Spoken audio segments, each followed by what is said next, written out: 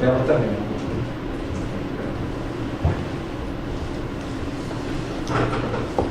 Bem, boa tarde. Dia 7 de abril de 2017, na sede da Procuradoria-Geral da República, presentes os membros do Ministério Público Eduardo Pelela, Ronaldo Queiroz, Pedro Costa e Sérgio Bruno. Compareceu o senhor Joézer Batista, acompanhado do seu advogado, Dr. Francisco Assis e Silva, para prestar esclarecimentos. Bem, senhor Joézer, o senhor já contextualizou a vinda aqui do senhor no termo de depoimento 1. Nesse termo de depoimento 2, nós gostaríamos que o senhor abordasse especificamente essas provas que o senhor nos apresentou, especificamente as recentes gravações que o senhor nos forneceu agora. Eu queria que o senhor fizesse isso de uma ordem cronológica e contextualizasse em que situação, em que contexto se dá essas gravações. Tá, Sérgio, boa tarde. Para começar, eu conheci o presidente Michel Temer, já tem 5, 6 anos. A primeira gravação, então, é com o presidente da República. O presidente Michel Temer eu conhecia há 5, 6 anos atrás, ele já como vice-presidente. Quem me apresentou ele foi o ex-ministro Wagner Rossi, nomeado por ele. E eu, ao longo desses anos, 5 anos, eu mantive relacionamento direto com ele, nunca teve intermediário, sempre através de... Ele me ligava, eu ligava para ele me mandava mensagem, enfim. Eu fiz várias visitas a ele, seja no escritório dele da Pan-Americana, seja lá no Jaburu, ou lá no outro escritório de advocacia que ele tem em São Paulo. Até o dia quando ele virou presidente da República, daí para frente, o então ministro Gedel, que eu já conheço de longa data, me procurou e me disse que mantivesse a continuidade do contato com o presidente se daria através dele, pelos motivos óbvios da agenda do presidente Michel passar a outra condição agora. Assim, a gente se relacionou ali através do Gedel, as minhas demandas, as questões que eu necessitava em relação ao governo, foi passado através do Gedel,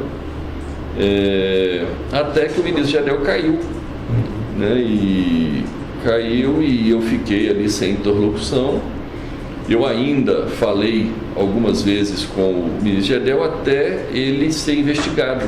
Quando ele passou a ser investigado, aí eu como investigado também, eu não pude mais falar com o Gedel, pela proibição da justiça. Foi onde eu procurei o Rodrigo Rocha Louro, perguntando para ele, dizendo que queria tomar um café com ele para discutir, que eu queria trocar ideia com o Rodrigo, que eu precisava falar... Só fala para a gente, quem que é o Rodrigo Rocha Louro? Ele ocupava o cargo no governo? Rodrigo, ele é um suplente de deputado, ele é suplente do ministro da Justiça, ao Serralho, né? Quando ele assumiu o ministério, o Rodrigo passa então a ser deputado. Isso recentemente agora? Agora, recentemente. Mas quando eu liguei para ele ainda estava no Palácio. Ele era para o cargo disso? Eu não sei oficialmente, ele é assessor da presidência. Assessor do Michel. Assessor da presidência. Eu liguei para o Rodrigo, falei, Rodrigo, eu precisava falar com o presidente Michel.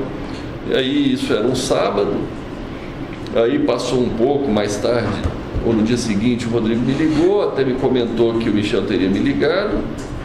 Eu olhei no meu celular, tinha realmente uma ligação de Brasília, 061, às 5, 6 horas da tarde. Eu não conferi se essa ligação era dele, mas eu imaginei que sim. Mas no domingo, o Rodrigo me sugeriu que a gente tomasse um café no lobby de um hotel, na segunda-feira. Na realidade, eu não conheço, não tinha intimidade nenhuma com o Rodrigo. Eu me encontrei com o Rodrigo, mas eu sempre soube que ele é assessor, enfim. Se você lembrou do nome do hotel? É no Fazano, aqui do centro de São Paulo. No hotel Fazano, no lobby, encontrei era meio-dia, ele até se atrasou um pouquinho, chegou meio-dia e 15.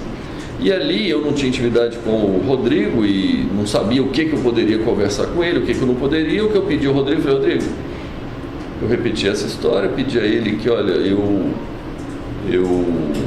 precisava falar com o presidente Michel para dar continuidade à minha agenda aqui das questões que a gente sempre tratou lá atrás. Ele imediatamente já me disse que poderia ser no dia seguinte, terça-feira à noite, lá no Jaburu, e realmente aconteceu. Ele falou: pode se preparar que você encontra com ele terça-feira à noite lá no Jaburu e tal, eu organizo a forma de você entrar lá de forma discreta. E nesse dia do almoço, o Rodrigo tentou conversar comigo, explorar o que seria, mas como eu não conhecia o Rodrigo, não tinha intimidade nenhuma de conversar nada com ele, eu me ative a esperar, então, ir lá no dia seguinte falar com o presidente Michel. Na realidade, Sérgio, a gente vem, esse negócio das gravações, a gente vem fazendo alguns registros, entendeu, de reuniões e de coisas aí, e essa foi uma delas que eu particularmente registrei em áudio, porque eu achei que seria importante, enfim, estar registrando aquela reunião. E o senhor, que dia que foi essa reunião do Palácio? Então eu falei ao telefone no sábado, dia 4 de março, dia 6, que era uma segunda-feira, eu estive lá no Fazano com o Rodrigo, dia 7 à noite no Jaburu, 10 horas da noite, no Jaburu com o presidente Michel. Aí depois do presidente Michel me autorizar que a pessoa seria o Rodrigo, eu tive mais 2 encontros com o Rodrigo, na semana seguinte, um dia 13 e um dia 16. Essa primeira reunião no Palácio, o senhor conversou em linhas gerais o que com o presidente? Então, em linhas gerais, eu até levei uma agenda, eu fui lá no intuito de saber basicamente o seguinte. Primeiro, voltando um pouco atrás, tem o problema do Eduardo Cunha e do Lúcio Funaro, né? Que o Lúcio Funaro é o operador financeiro do Eduardo, do esquema PMDB da Câmara, né? O esquema PMDB da Câmara é composto pelo presidente Michel, Eduardo, enfim, alguns outros membros. Eu fui lá dizer que, olha, o Eduardo está preso, o Lúcio está preso, e a gente paga lá uma mensalidade para o Lúcio, até hoje, e... Paga apenas para o Lúcio ou paga também para o Eduardo? Não, para o Lúcio é uma mensalidade, para o Eduardo foi um montante. A gente, depois que ele foi preso, a gente pagou 5 milhões de um saldo de dívida que ele tinha créditos, supostos créditos, né, por ilícitos lá de propina, que tinha ficado num saldo anterior. Isso é relacionado àquele esquema do FGTS? Não, esse era 20 milhões que é relacionado à renovação do incentivo da desoneração tributária do setor de frango, que na época o Eduardo Cunha tramitou essa prorrogação e pediu lá 20 milhões para que isso acontecesse. Enfim, na realidade eu achava que era 15, depois ele disse que era 20, então por isso ficou esse saldo de mais 5. E aí eu fui lá falar com o presidente exatamente isso, que tinha acabado o saldo do Eduardo, que eu tinha pago tudo, estava tudo em dia, mas tinha acabado. Por outro lado, que eu seguia pagando o Lúcio R$400 mil por mês, e eu queria informar isso a ele e saber a opinião dele, né? Foi onde, de pronto, ele me disse que era importante continuar isso, e, enfim. E quando o senhor mencionou... Só um minuto. O FGTS, a propina paga anterior, já tinha sido acertado? Já tinha, isso é uma planilha antiga que chegou a valores...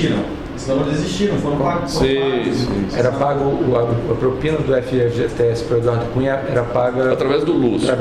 Era a planilha que eu chamava de planilha do Lúcio, né? Naquilo se creditava tudo, seja relativa ao Ministério da Agricultura, seja relativa à Caixa Econômica, seja relativa a esses negócios da Câmara. Só para eu entender essa situação, esses valores mensais que o senhor paga e continua pagando isso ao Lúcio, e o valor que pagou ao Michel é para quê? Para garantir o silêncio deles? Qual é a razão disso? Então, agora, ultimamente, esse é que estava sendo o problema, é para garantir o silêncio dele, para manter eles calmos, né? Para manter o Lúcio calmo lá na penitenciária, e o Eduardo também, né? O calmo é o quê? É para eles não revelarem algum fato? Calmo, eu não sei como ficar calmo na cadeia, né? Mas para ficar em silêncio e não se revelarem, né? Enfim. Não havia algum temor de que eles fizessem colaboração premiada, que eles Olha, eu sempre recebi sinais claros de que era importante mantê-los financeiramente, a família e tal, resolvidos, né? Esses sinais vieram de onde? Começou porque assim que ele foi preso, foi muito perto de... O presidente Michel já tinha assumido, né? Foi inicialmente através do Gedel, e aí, quando o Gedel foi investigado, não podia conversar mais com ele, eu fui lá falar com o presidente. E quando o senhor falou que estava cuidando, eu não lembro a expressão que o senhor usou, do Lúcio e do Eduardo, o que o presidente falou? Eu ouvi do presidente claramente ele dizendo que era importante manter isso. A primeira missão minha lá era essa, era ir lá saber dele se o compromisso ainda era necessário, né? Ele me disse de pronto que sim. Tanto em relação ao Eduardo quanto ao Lúcio. Ele sabe quem é Lúcio. Sim, quando eu falei Lúcio, ele achou que era o Lúcio, irmão do Gedel. Eu ainda disse, não, presidente, não é o Lúcio Vieira Lima, é o Lúcio Funaro. Ah, tá, entendi. Aí foi onde ele disse, não. Ele fez algum comentário em relação ao Eduardo Cunha, a essa postura do Eduardo Cunha de... Ele fez um comentário, aquele questionário, que o Eduardo fica fustigando ele e tal. Eu entendi aquilo como um reforço à necessidade de eu manter, vamos dizer, financeiramente, né? Vamos dizer, porque o que eu entendo é que existe ali um grupo onde parte do grupo está preso, parte está no poder, né? E o Eduardo, o presidente comenta alguma coisa, se o Eduardo pretende que seja ajudado por alguém, que faça alguma coisa por ele? Ele me fez um comentário curioso que ele disse, Eduardo quer que eu ajude ele no Supremo? Poxa, eu posso ajudar com 2, com 11 não dá. Eu também fiquei calado, ouvi ele, não sei como o presidente poderia ajudá-lo. Tá. Isso foi essa gravação. Tá. Depois dessa, mais uma coisa sobre essa. Nessa reunião, o senhor disse que tinha uma agenda de interesse. Então, a primeira coisa foi falar com ele que eu estava mantendo financeiramente os dois, e o quanto isso deveria continuar e tal. Ele me confirmou que seria importante. Aí eu passei para a segunda fase, para a segunda parte da minha reunião, que foi perguntar a ele quem seria o interlocutor, dado que o Gedel tinha caído. Ele me disse que era o Rodrigo Rocha Louras, e eu ainda falei para ele, ainda perguntei para ele, falei, presidente, mas todos os assuntos, que a gente conversa assuntos, né, tem assuntos íntimos, né? Ele me disse com a palavra, o Rodrigo é da minha mais estrita confiança. Aí, depois dessa palavra, né, eu disse, tá bom, então, da agora para frente, não lhe incomodo mais, sigo falando com o Rodrigo. E aí eu passei para a próxima parte, que já foi adiantando um pouco a ele o que seriam os assuntos que eu teria ali naquele momento para tratar com o Rodrigo, né? Foi onde eu comecei a perguntar que assuntos relativos à CAD, relativo à CVM, comentei sobre o problema do BN10, que tinha vetado uma operação nossa, e eu tive informações de que ele intercedeu pessoalmente a favor, tentando nos ajudar, e depois ele me confirmou pessoalmente que, olha, eu falei pessoalmente com a presidenta do BN10, mas ele me descreveu, eu não sei se ele me disse que esteve no Rio de Janeiro, falando com o presidente e tal, mas que no final não deu certo. O BN10 vetou a operação. E o senhor comenta, então, isso é um tema do BN10, CVM e CAD era o que especificamente? Então, CAD, porque CAD a gente tem vários assuntos do CAD, que a gente submete à apreciação do CAD. O CAD são, acho que 6 conselheiros, né? E o presidente do CAD está em aberto.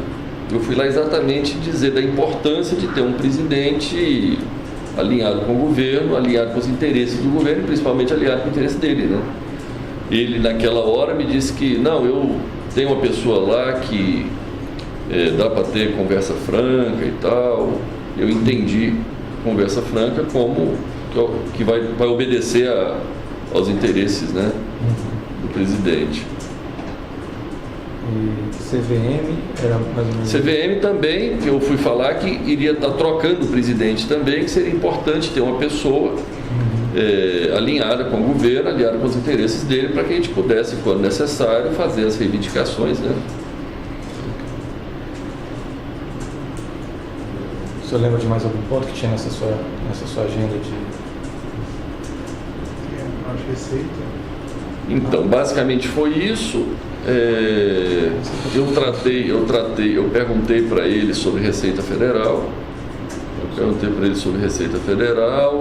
Eu perguntei também sobre o ministro da Fazenda, Henrique Meirelles, que trabalhou conosco 4 anos. E o Henrique, eu já tinha tido oportunidade de fazer algumas reivindicações ao Henrique. Só que, na realidade, o Henrique nunca me atendeu em nenhuma reivindicação. Eu fui lá avisar ele que o Henrique não me atendia em nada. E aí eu fui lá tentar perguntar para ele como poderia ser eu fazer o Henrique saber que isso era de interesse dele. Porque senão, no final... Dele, presidente da República. Dele, Michel. Porque eu falo com o Henrique e as coisas não acontecem. Aí eu disse, olha, presidente, nós vamos combinar algum jeito que eu peço as coisas para o Henrique e, de alguma forma, o senhor fique sabendo, o senhor vai lá e mande ele fazer.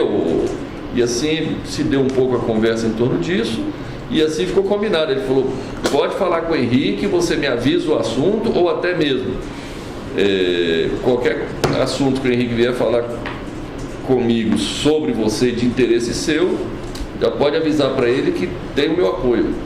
Enfim, eu fui alinhar essa parte aí desse relacionamento que não estava andando. Eu fui avisar ele que esse negócio não estava andando e como poderia andar. E basicamente acho que encerrei minha conversa com ele, combinando como poderia ser as próximas visitas, que tinha funcionado super bem ali, que eu entrei dando o nome do Rodrigo, né? Eu nem dei meu nome, ele até me perguntou se deu seu nome, eu falei, não dei, passei à noite, só abri o vidro, falei que era Rodrigo, entrei, parei direto na garagem e ele me atendeu ali no porão mesmo ali do Palácio do Jaburu, combinei isso com ele, enfim, e basicamente foi isso. Ok. E podemos passar para o segundo dia? O segundo evento. O segundo evento foi o quê? Um encontro com o Rodrigo? Enfim, dado isso... Que aí o senhor falou que ele avalizou o Rodrigo... Isso, ele avalizou e disse que o Rodrigo era a pessoa da mais estrita confiança dele. Eu falei, não, então tá bom, então eu vou seguir os meus assuntos com ele e assim que eu achar necessário e importante, eu volto aqui a falar contigo. Eu registrei eu gravei essa minha reunião, assim como, enfim, gravei a do Rodrigo, as outras, e na realidade eu quando gravei lá, eu não imaginava estar usando isso, né, para provar amanhã o que, mas se é necessário, nós vamos. Né? E quanto a essa segunda? Então, aí foi terça-feira eu tive com o Michel, com o presidente Michel, aí eu fui, passou a semana, eu me encontrei com o Rodrigo dia 13, na segunda-feira, na minha casa, 3 horas da tarde. A sua casa localizada em? No Jardim Europa. São Paulo. São Paulo, isso. Ele foi lá em casa, 3 horas da tarde, e eu comecei as tratativas com o Rodrigo. Eu disse, Rodrigo, já que o presidente me perguntou como foi a reunião, eu disse, foi muito boa, tratei, estou mandatado aqui a falar contigo, você é a pessoa da mais estrita confiança do presidente Michel, então vamos seguir. Eu peguei a lista de assuntos, que era o CAD, CVM, por aí vai, Receita Federal, Expliquei, fiz um apanhado geral de quais eram as demandas, e o mais iminente ali era a questão do CAD, que tinha uma reunião logo em seguida e tal. Eu falei, Rodrigo, vamos focar na questão do CAD, a gente resolve o CAD, depois a gente vai para as outras demandas. Só uma pergunta, isso foi dia 15? Dia 13, uma segunda-feira. 13. Isso. Essa é a que está apresentada? Essa é que está em casa. Aqui não trouxe. Aqui eu não trouxe a do Fazão. Não trouxe a Fazão. Essa é na casa, tá? Lá em casa, dia 13, foi onde eu comecei as tratativas iniciais mais macro, e fiquei combinado de dia 16 ir na casa dele, já com as questões mais específicas, detalhadas. Então deixa eu entender, a conversa com o presidente foi dia? 7 à noite, terça-feira. 7 de março. A primeira conversa com o Rodrigo foi segunda, 6. Eu tive na terça-feira à noite, com o presidente Michel, 7. Aí eu tive na outra segunda, o Rodrigo esteve lá em casa. Dia 13.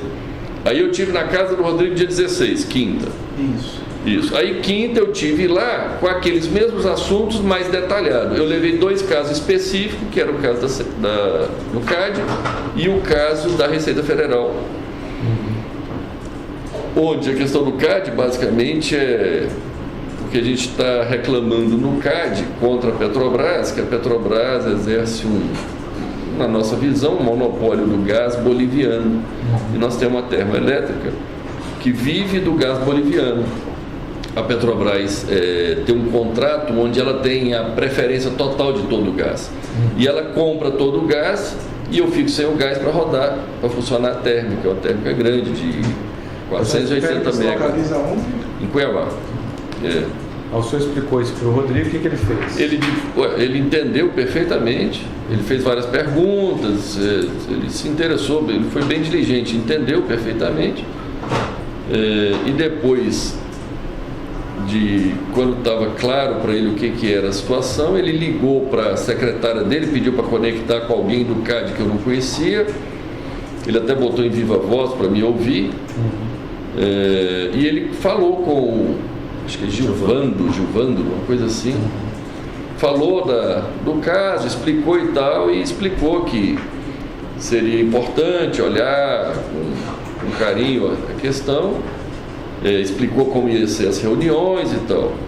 E, assim, para mim ficou claro ali que a coisa ia andar, né? Aí quando ele desligou, ele me falou, ele entendeu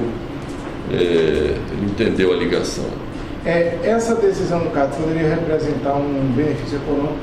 Então, eu expliquei a relevância dessa decisão. A relevância dessa decisão é entre a planta não funcionar, ficar parada, ou seja, não gerar nenhum resultado, ou gerar... planta, só para ficar claro, a planta é a usina. É uma usina termoelétrica. É a termoelétrica de Cuiabá. Tá. Ela entre e ficar parada ou funcionando, ela pode, eu expliquei isso para ele, pode ganhar 1 milhão, 2 milhões ou até 3 milhões por dia, né? Eu estava falando ali para ele entender a relevância do assunto, né? Ele entendeu. Eu expliquei que tem 2 situações, tem uma que é vender no curto prazo, que é spot, energia spot, que é no PLD do dia. E tem outra que é a intenção até, que é fazer um contrato de longo prazo de venda e um contrato de longo prazo de compra de gás. Só que, enfim, infelizmente, as coisas ultimamente, ou faz vários tempos, não funciona se você não entrar em acordo com o político e acertar uma propina e acertar um preço para as coisas andarem. Mesmo coisas do nosso dia a dia, porque nós temos a termoelétrica, é nossa, o gasoduto é nosso. Tudo que eu queria na minha vida é que a Petrobras não existisse na minha vida. Eu falo sempre para a Petrobras, se você não existisse na minha vida, eu estava bom, porque eu não preciso da Petrobras, não preciso do governo brasileiro, não preciso de nada. Eu só preciso que você não compre todo o gás e deixe inclusive nós temos acordo de compra de gás com o boliviano. Só que o boliviano, a Petrobras puxa tudo, a gente fica sem. Aí o senhor está falando da estimativa que pode gerar de... Aí eu expliquei para o Rodrigo exatamente 1 milhão, 2 milhões, 3 milhões, no intuito, porque é o seguinte, a planilha do Eduardo acabou, a planilha do Lúcio acabou de ir. No intuito de que nós temos que viabilizar para mantê-los lá, para manter a família do Eduardo, a família do Lúcio, tem que fazer mais negócio, que tem que prometer mais propina, que tem que reservar mais, né? E dentro desse contexto eu estava dizendo o potencial que daria, que no curto prazo, aí eu falei para ele que podia pagar 5%, o qual ele concordou. Eu expliquei que a gente abriria uma planilha e à medida do necessário a gente iria ali 5% do lucro da termoelétrica. Se desse certo do CAD, dar a decisão favorável a nós, para que a Petrobras fornecesse o gás para nós, porque a Petrobras compra tudo e aí ela fica monopolizada. A gente precisa do gás, a gente não consegue comprar o gás. E aí ela não vende o gás, ou quando vende a um preço exorbitante, de forma que a gente nunca consegue ganhar nada. Quando a energia sobe de preço, ele sobe o preço do gás. Quando cai de preço, ela cai o preço do gás. Então a gente fica 100% refém da Petrobras. Quando o senhor falou de 5%, qual foi a reação do Rodrigo? Não, ele disse, tá bom. Mas ele entendeu do que o senhor está falando. 5% era 5% do lucro. Sim, propina. Lógico. E aí depois disso, que o senhor falou disso? Não, logo em seguida nós falamos do longo prazo. Eu expliquei para ele o potencial que daria isso, que essa planta, se fizer um contrato, essa planta foi um investimento de $1 bilhão. São 700 quilômetros de gasoduto próprio.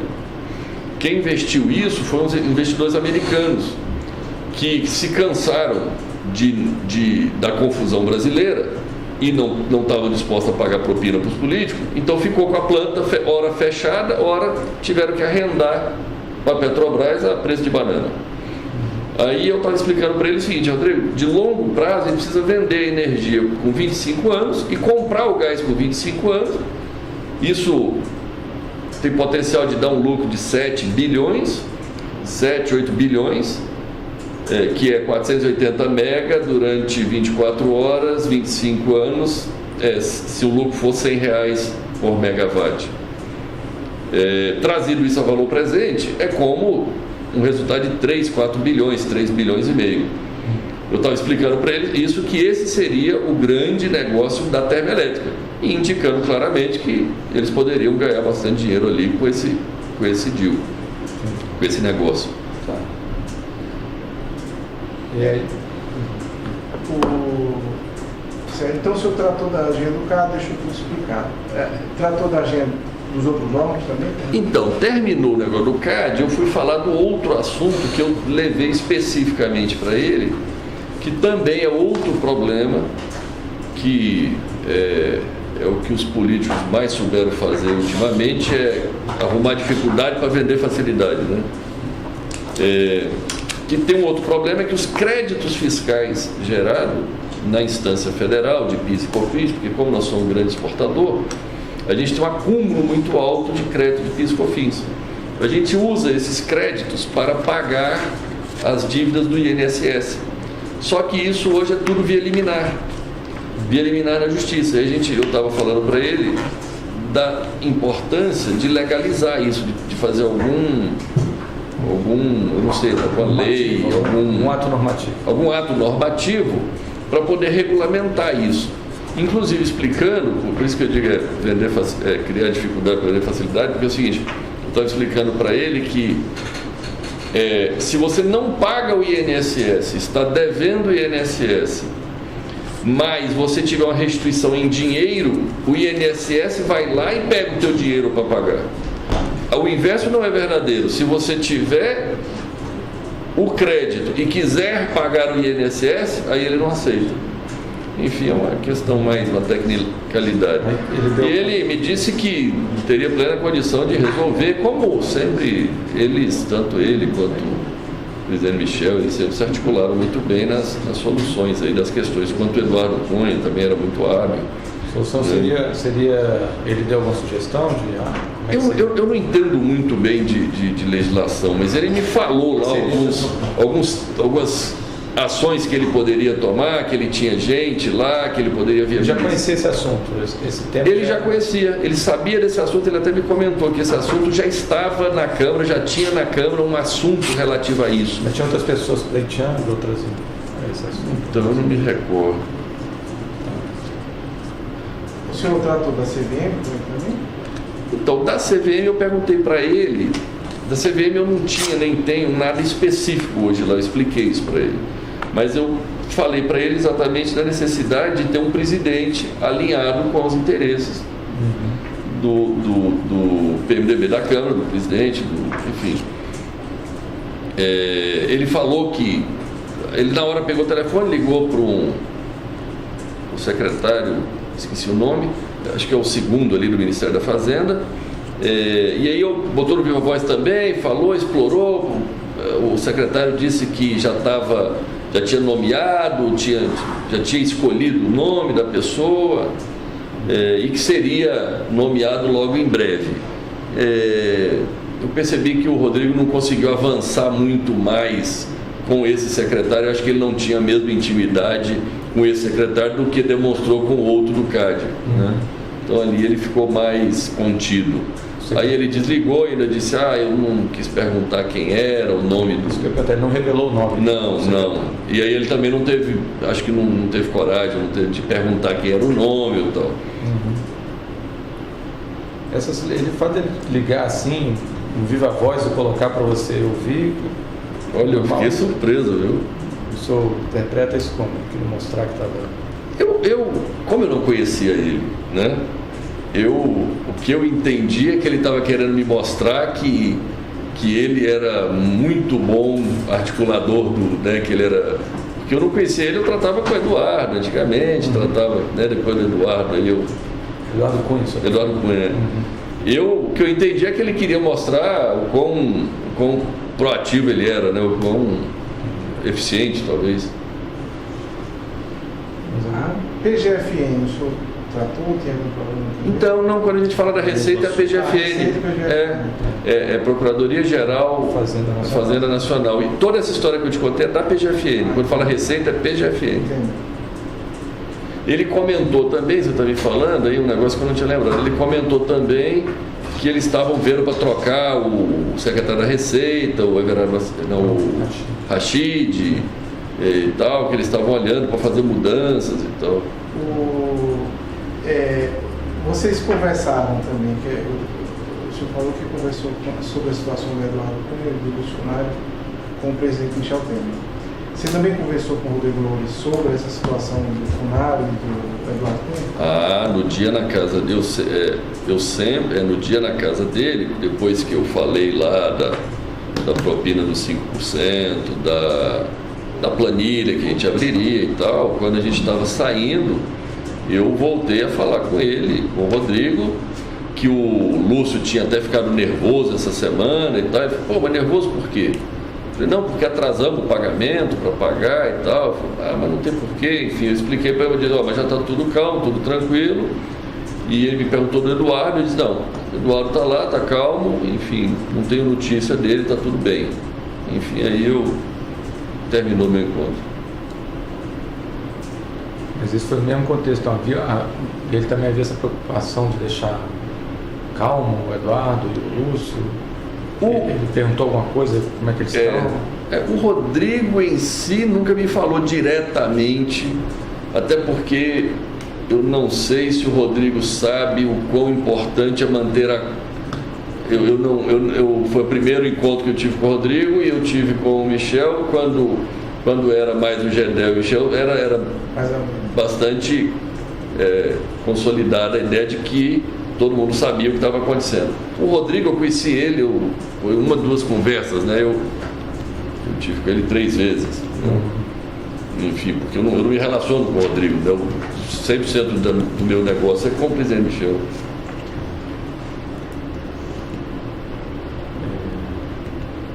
Ok, o terceiro evento. Mais alguma coisa sobre isso? Mais alguma coisa? Eu fiquei com a dúvida aqui, então, até para escrever. Esses 5%, o senhor falou também no contexto da planilha do uso do fundário. Então esses 5% eram com essa mesma finalidade? Iria abrir uma nova planilha com novo crédito para, enfim, porque o dinheiro estava acabando, né? Eu liquidei tudo do Eduardo e o do Lúcio eu estava pagando 400 mil lá, mas... Só para ver se a gente entendeu, assim, esses esquemas geravam créditos, propinas. Isso, propina. E aí você ia honrando, Pronto, isso. mais ou menos com uma conta corrente. Quando essa conta zerava, Perfeitamente. precisava de um novo... Às vezes esquema. ficava negativo.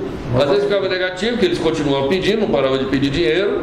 Às vezes ficava negativo e eles ficavam loucos lá atrás que precisavam fazer alguma outra coisa errada para poder gerar outro crédito e...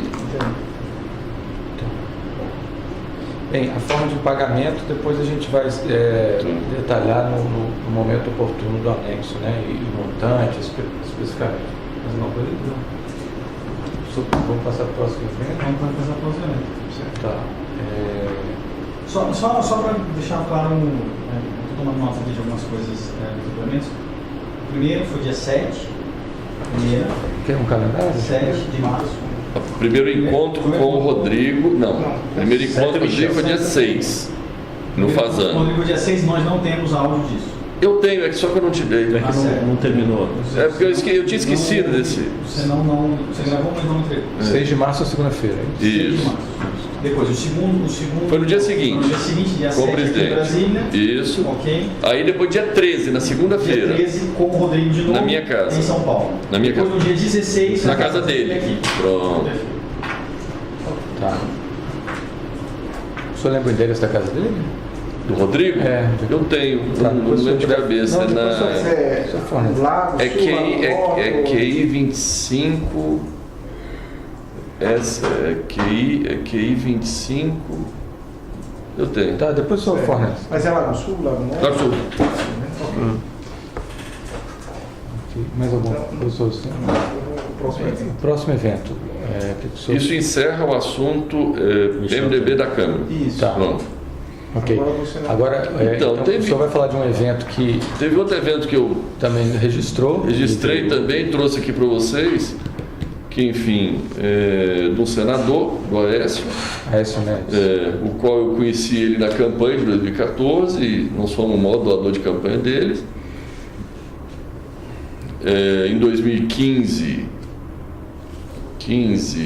ele seguiu precisando de dinheiro, eu acabei, através da compra de um predinho, não sei como, lá em Belo Horizonte, por 17 milhões, esse dinheiro chegou nas mãos dele. Aí depois, no ano seguinte, 2016, ele dizendo que esses 17 milhões era para pagar restos de campanha e tal, Que já tinha acabado a eleição. que já tinha, a eleição foi em 2014. E a eleição de 2014 também teve um monte Agora, de caixa esse 2. imóvel foi uma compra normal ou o imóvel está no preço de mercado? Precisava de 17 milhões e tinha um imóvel que dava para fazer de conta que valia 17 milhões, enfim. Houve um superfaturamento do imóvel para justificar esse Sem repartilho, dúvida, né? A gente não estava atrás de comprar um imóvel em Belo Horizonte. E de quem que era esse imóvel? O senhor se recorda? Então, era de um Oficial. jornal. A gente depois fornece. Ah, tá. Não, só para saber, mas é uma pessoa... Uma pessoa ligada a ele. Quem indicou para a compra do imóvel Foi o senador. Aécio. Tá. Aí é uma pessoa ligada, ele é um amigo dele, Tá. que tem esse imóvel. Aí esse dinheiro deve ter chegado na mão dele de alguma forma. Tá. E aí no ano. Só um detalhe, mas chegou na mão... Mas como é que foi o pagamento para o dono do imóvel? Foi legal, foi via banco isso, mesmo. Isso. Tá. De acordo com a escritura É de do imóvel. Minas esse ano. É de Minas.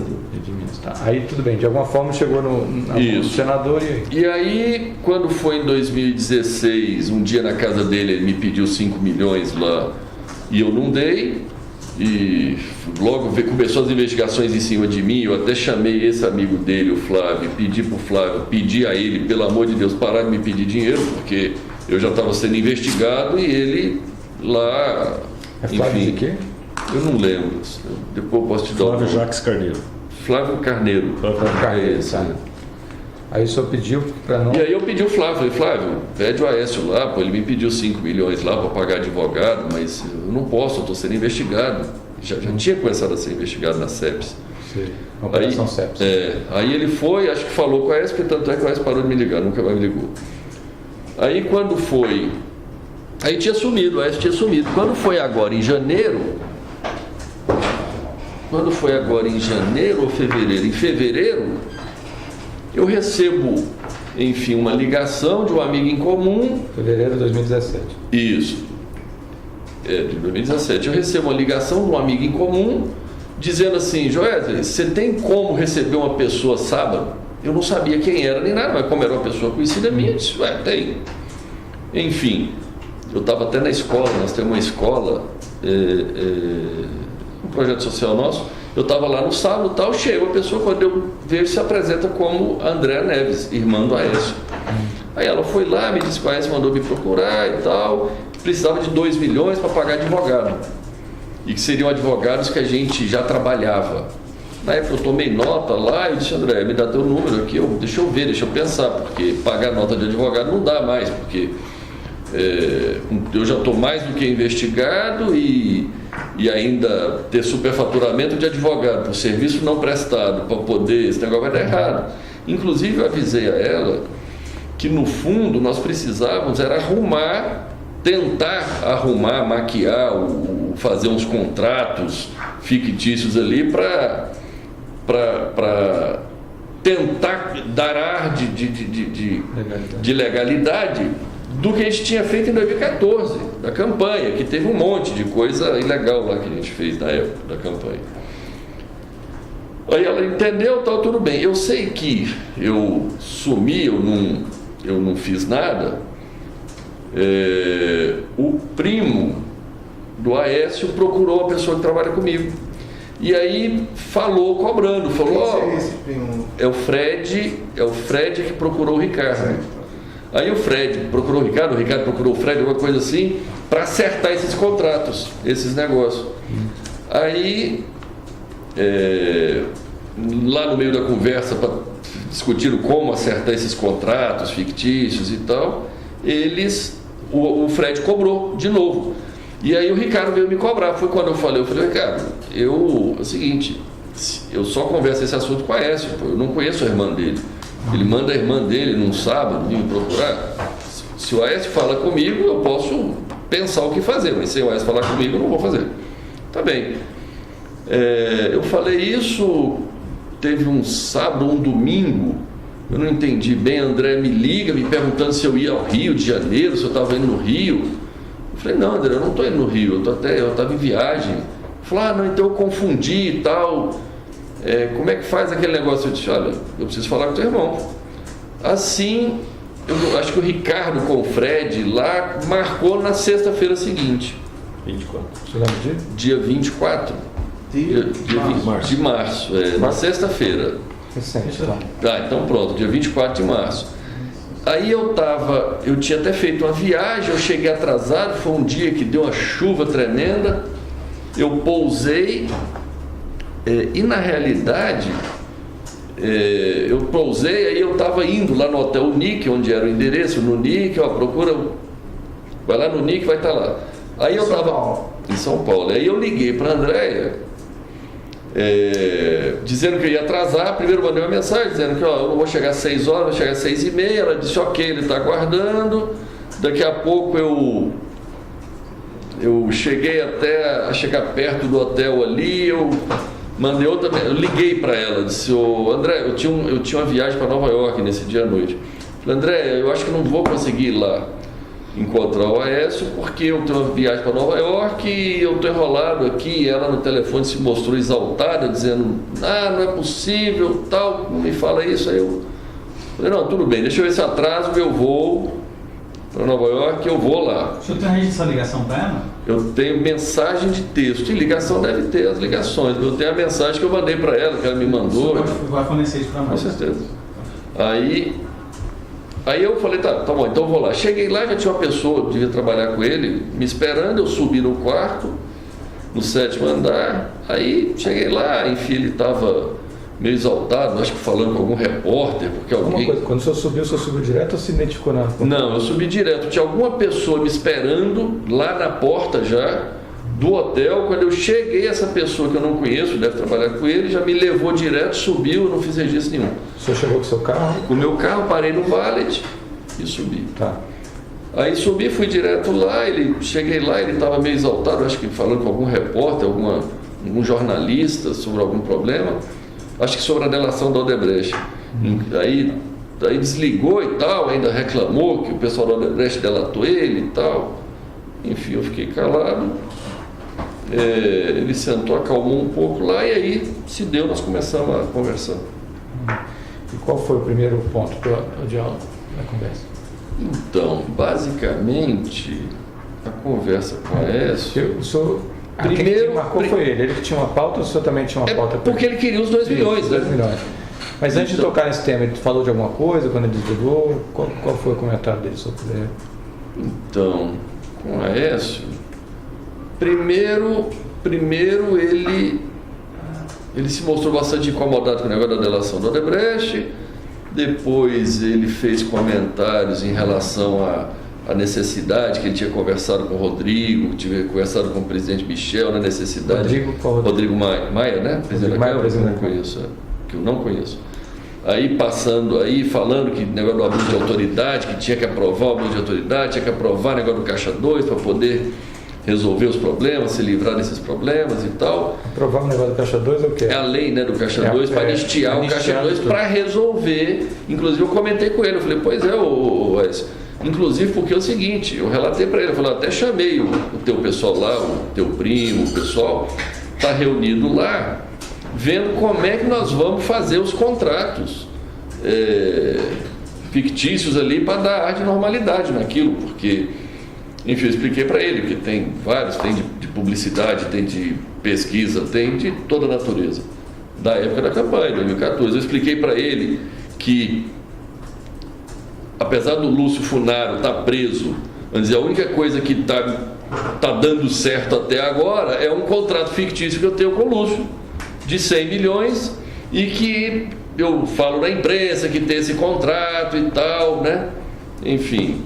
Aí eu falei, olha, tem que dar de normalidade. Ele falou, não, mas nós vamos dizer que terça-feira seguinte estava acertado que ia passar a lei do Caixa 2, ia estar tudo resolvido e tal. Eu falei, pois é, mas depois tem a questão do abuso de autoridade. Ele falou, realmente e tal, enfim, se deu nesse ano. Logo em seguida eu falei para ele agora dos 2 milhões, eu expliquei para ele que não dá para pagar advogado, que ia ser remontar mais problemas. Eu sugeri ele de pagar em dinheiro. Eu falei para ele, falou, mas como paga? Eu disse, se for você que vai receber, eu pago pessoalmente. Se for alguém, eu mando alguém. Se for alguém que trabalha contigo, eu mando alguém que trabalha comigo. Resolvendo ali, ele nominou que seria o Fred, queria cuidar disso, terminado. Fred, o primo dele, terminada a história dos 2 milhões, que ia ser tranches de 500 mil por semana. Seriam 4 pagamentos de 4 500 pagamentos de 500, isso. Não semanais consecutivos, porque a gente tem dificuldade de arrumar dinheiro, tanto dinheiro assim. Aí então deixa para marcar, mas tem uma periodicidade já definida ou não? Não. A semana liga, combina. É combinado entre você e o Aécio ou entre eu e o Aécio, que está combinado. A operacionalização se dá com o Fred e o Ricardo. Tá. Isso. Agora o Aécio não se mete mais porque a decisão foi tomada. Foi tomado 2 milhões, vai ser em dinheiro, vai ser o Fred, vai ser o Ricardo. Aí os dois se acertam. Tá. Desse valor, já houve algum pagamento? Teve acho que um. Teve o primeiro. O acerto foi dia 24. Dia 24. Esse primeiro pagamento, você sabe quanto foi? Acho que foi ontem. Ontem. Se concretizou mesmo? Tá. Quem fez o pagamento da sua parte? Foi o Ricardo. O Ricardo, que vai no seu depoimento ainda, né? Esse dinheiro, como é que foi? O senhor sabe detalhes? Como é que foi gerado o dinheiro? E foi em espécie, né? É espécie, recebimentos nossos. A gente recebe muito, a gente recebe na Coronel, mas recebe em espécie. E onde é que foi pago isso? Em que local? Puxa, eu não sei os detalhes, Vamos tem que pegar ver com com o Ricardo, Ricardo. tá? Eu estava viajando, estava fora do país. O que mais que foi tratado nessa? Enfim, Aí eu tenho uma questão. Esses 2 milhões, a irmã relata que era para pagar um advogado que ele estava precisando, ou era para receber por intermédio do advogado. O que eu quero dizer é o seguinte, ele já chegou a pedir dinheiro para pagar a dívida de campanha, etc. Esses 2 milhões, ele disse para ele que ele ia usar, não, ou os advogados seriam um instrumento Eu não sei. Tipo. para transitar esse dinheiro? Mas quando pede sempre é para pagar alguma coisa, pelo que você falou, né? Ou é a dívida passada de campanha, para financiar a campanha. Me corrija se estiver errado, o senhor falou mais cedo que era para inserir isso numa nota de advogado que já trabalhava com o senhor. Isso, para pegar um advogado que já trabalha conosco. Superfatura? Superfatura, põe mais Mas R$1 milhão. Isso. Só que isso aí eu não aceitei. Ele falou, não, isso não dá. Vamos tentar pagar. Seriam os advogados? Eu não lembro de cabeça. Se for importante, eu tento pegar. Se eu puder trazer depois quem seriam os advogados. Então. Ele me falou na época, eu não sou ligado a ele, eu não conheço os O advogados. Ricardo sabe? Pode ser que saiba, tem que perguntar para ele. Então tá. Mas aí Você tem lembra se esse nome está mencionado nos áudios? Não lembro, acho que não. Tudo bem. Se depois quiser consultar também. Nós verificamos. Outra coisa. Qual Porque eu nem dei assunto ao advogado, porque a gente já está cheio de problema nas notas passadas, né, precisando, enfim, aí falou, pô, eu não posso gerar mais problema ainda. Tá. Qual o tema que foi tratado nessa conversa? Depois do 2 milhões? Pronto. Aí encerrou então a questão do 2 milhões, eu fui perguntar a ele, consultar a ele sobre a Vale. Porque na realidade, deixa eu voltar um ponto aqui, quando a irmã dele me pediu 2 milhões... Já que o outro tema passado, porque ele chegou a comentar de duas leis. Uma seria a lei de abuso de autoridade, que tinha que aprovar, e a falou que também. E a do Caixa 2. E a do Caixa 2, que era uma anistia geral. Pronto, e tal. O que mais que ele falou? Estava sendo feito de que forma e se está sendo feito, se está sendo concretizado, em que pé que está isso? Ele me disse que iria ser votado esse negócio terça-feira, que já tinha conversado com o Rodrigo Maia, que tinha falado com o presidente Michel Temer. Ele disse que estava articulado. Dizia ele que não fazia outra coisa a não ser isso, a cuidar dessa situação. Da tentativa de aprovar essas duas leis. Né? E ele falou mais como é que seria feito, especialmente essa da anistia. Essa da anistia seria para pagar, para tentar minorar os efeitos inclusive dessa delação da Odebrecht que o senhor comentou. Isso. Ele deu mais algum detalhe de quem mais estava inserido nesse contexto de aprovação de medidas legislativas? Não me recordo. Então, voltando, qual o segundo tema que o senhor estava mencionando? Eu interrompi. Então, passo essa questão, porque voltando lá, o dia que a André me procurou, ela me pediu esses 2 milhões e me pediu, e me falou que precisava de outros 40 milhões. E que os 40 milhões, a mãe dela tinha um apartamento no Rio de Janeiro, se eu não queria comprar esse apartamento para poder, e parece que o apartamento existe realmente, e ela queria, eu não sei se vale os 40 milhões. Mas aí, eu nem fui lá, nem nada, isso aí eu não Esse apartamento seria de quem? Isso que é da mãe dela, onde a mãe dela mora. Mãe dos dois, né? Isso, é a mãe deles. E eles estariam precisando de 40 milhões e sugeriu que comprasse o apartamento da mãe com 40 milhões. Parece uma história similar. É similar ao do prédio. Do prédio de Belo Horizonte. Similar ao do prédio. Sim, ela aí, por causa dos 40 milhões, eu falei para o Aécio, eu fiquei sabendo que você é que está nominando o presidente da Vale. Companhia Vale. Ex-Vale do Rio Doce. Isso, ex-Vale do Rio Doce. Aí ele foi e me confirmou, disse, realmente, é isso mesmo. Aí eu falei, olha, tem uma pessoa que é o Dida, que é o ex-presidente da Petrobras, que é o ex-presidente do Brasil. Edmar Bendini, Bendini. Qual é o nome dele? Aldemir Bendini. Aldemir Bendini, isso. Conhecido como Dida. Dida. Eu falei, a André tinha me falado dos 40 milhões, negócio do apartamento. Agora tem aí a presidência da Vale. De repente, você nomina o Dida e que lá com o domínio da Vale, a gente de repente resolve o problema dos 40 milhões, porque deve ter muito negócio ali na Vale para fazer. Ou seja, faria mais ou menos o que o senhor já narrou da usina, da Caixa Econômica, era fazer um negócio e gerar uma propina. É como o Brasil funciona hoje. Os políticos, não existe nenhum outro interesse de nenhum político indicar um cargo se não for para receber vantagem financeira através do receber propina ali por malfeitos. Enfim, isso aconteceu na Caixa, isso aconteceu no FGTS, isso E aconteceu... o Bendini foi um nome que o senhor indicou, então, porque ele é uma pessoa que trabalharia nessa Não, linha. eu estava falando isso num contexto de possibilidade de fazer.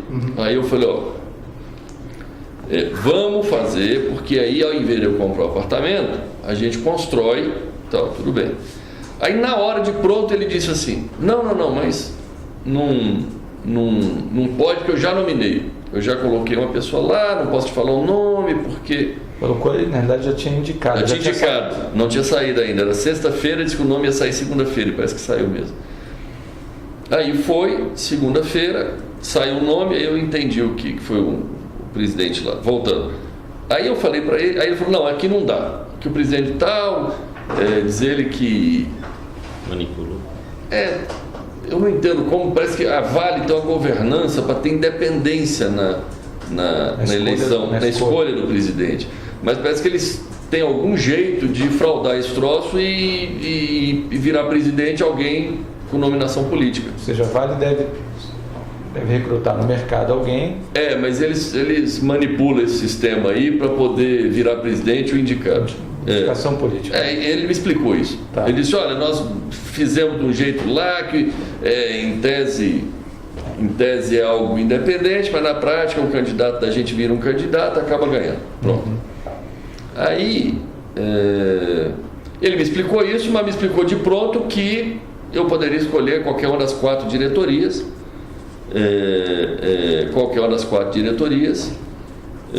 que eu escolhesse lá e tal, que botava quem eu quisesse, se fosse o Dida, eu botava o Dida, ou pronto. Enfim, aí eu não conheço a Vale, eu não conheço a diretoria. Eu falei, isso tá bom, deixa eu pensar. Aí ele fez muita questão de dizer, esse negócio de 40 milhões esquece, fala pro Dida esquecer disso. É o seguinte, todo o meu assunto é com você, falando em relação a mim. Todo assunto, acerto, eu não quero ter relação em contato com outra pessoa, quero, vamos dizer, nesse contexto, eu falei, não, tá bom, tá bem, já entendi. E aí ficou assim, o negócio da diretoria da Vale para poder ser, de repente, a solução para gerar o tal dos 40 milhões e coisa. E basicamente acho que no geral foi isso. Aí depois então, tem que pegar o áudio e lembrar de outros detalhes. Mais alguma coisa? Valela? Pedro? Eu só tenho, na verdade, uma dúvida lá atrás, voltando ao primeiro tema. Você falou que tinha um esquema PMDB da Câmara. Isso. Lá atrás, no primeiro tema. Isso. Na hora que eu estava dando notas aqui, me passei. O senhor falou que havia alguns envolvidos, que eu sabia. Nominou o presidente Michel Temer e nominou mais algumas pessoas. E de nada, o senhor tem conhecimento de quem seria que participaria disso? Então, eu posso falar só dos que eu efetivamente fiz negócio, que é com o presidente Michel, com o Eduardo e com o Lúcio. Só para Eduardo Cunha. Eduardo Cunha e Lúcio Funaro. Isso é do que eu tenho conhecimento. Ok. Agora, que eu tenho conhecimento também, que o Michel Temer foi quem, o presidente Michel é quem nominou Wagner Rossi na época, e ele é que nominou todos os ministros da Agricultura até antes da Cátia Abreu. Foi a nominação dele. Eu ouço na imprensa que o ministro Eliseu Padilha, que eu nunca tive, eu conheço ele, mas nunca tratei de nada ilícito com ele. Aí tive já eu conheço o Moreira Franco, a minha vista aqui é o grupo do presidente Michel, né, que é o Moreira, Eliseu Padilha, o Gedel, o que eu ouço na imprensa, né? Agora, negócio, desse grupo, o negócio era através do Eduardo Cunha. Entendi. Tem mais um ex-parlamentar desse grupo? O senhor já teve algum tipo de negócio com o ex-deputado Henrique Eduardo Alves? Não, também não. Mas eu sei que é do grupo. Né? Eu ouço falar e sei, já ouvi deles ali. Né? Na realidade, complementando aqui, tá? Eu ouvi isso, não é só da imprensa, né? Eu já ouvi isso deles. Deles, né? Tá? De que esse é o grupo deles. Entendi. Só para finalizar, já que a gente está falando de relação pessoal, o Lúcio o senhor conheceu como? Conheci em 2011 através de um amigo em comum, que foi assim que eu dei entrada no pedido do FIES-FGTS. Na época eu achei que tinha sido uma coincidência. Hoje eu acredito que não foi coincidência. Eu dei entrada no pedido do financiamento do FIES-FGTS, eu não conhecia o Lúcio nem ninguém. Na semana seguinte aparece um amigo em comum, foi lá no meu escritório e disse: Wesley, eu tenho uma pessoa querendo te conhecer. Aí foi lá, me apresentou, falou: esse rapaz chama Lúcio Funaro, ele quer te conhecer, eu não sei o que é. Saiu da sala e me deixou sozinho com o Lúcio. Aí o Lúcio veio dizer: você deu entrada lá no FIES-FGTS, no pedido, eu tenho como lhe ajudar, eu tenho pessoas lá e tal, e se referiu a Fábio Cleto. Fábio Cleto, tá. Foi daí para frente que isso acabou virando o modus operandi do Lúcio e do Eduardo, e que eu entendo do grupo ali, que ficam mapeando aonde você faz negócio, negócios legítimos seu no dia a dia. Vou dizer, esse negócio do FIES-FGTS, nós construímos a fábrica. A fábrica existe, construiu, não foi desviado o dinheiro, a gente paga o juro, está lá. Só que, assim como os outros, eles ficam mapeando aonde é que você tem problema, onde é que você tem negócio, eles vão lá, criam um problema, criam dificuldade, você faz um acerto com eles, aí a coisa anda. Basicamente esse é o modus operandi dessa turma. Alguma coisa? Não, mais nada. Pedro? O senhor quer construir? Tá. Então, o senhor quer falar mais alguma coisa sobre esse tema? Porque a gente ainda depois tem outros... Não, tem mais alguma gravação que o senhor queira mencionar? Não. Tá. Então vamos encerrar esse termo 2, dia 7 de abril de 2017.